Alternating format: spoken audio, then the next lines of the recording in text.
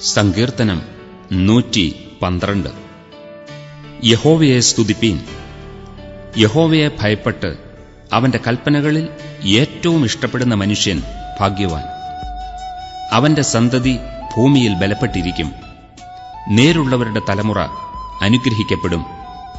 ഐശ്വര്യവും സമ്പത്തും അവന്റെ വീട്ടിൽ ഉണ്ടാകും. അവന്റെ നീതി എന്നേക്കും നിലനിൽക്കുന്നു. നേരുള്ളവർക്ക് ഇരുട്ടിൽ വെളിച്ചമുദിക്കുന്നു. അവൻ കൃപയും കരുണയും നീതിയുമുള്ളവനാകുന്നു. കൃപ തോന്നി വായ്പ കൊടുക്കുന്നവൻ ശുഭമായിരിക്കും. വ്യവഹാരത്തിൽ അവൻ തന്റെ കാര്യം നേടും. അവൻ ഒരു നാളും കുലുങ്ങിപ്പോകയില്ല. നീതിമാൻ എന്നേക്കും ഓർമ്മയിലിരിക്കും. ദുർവർത്തമാനം നിമിത്തം അവൻ ഭയപ്പെടുകയില്ല. അവന്റെ ഹൃദയം യഹോവയിൽ ആശ്രയിച്ച് ഉറച്ചിരിക്കും. അവന്റെ ഹൃദയം ഭയപ്പെടാതെ സ്ഥിരമായിരിക്കുന്നു. അവൻ ശത്രുക്കളിൽ തന്റെ ആഗ്രഹം നിവർത്തിച്ചു കാണും. അവൻ വാരി വിതറി ദരിദ്രന്മാർക്ക് കൊടുക്കുന്നു.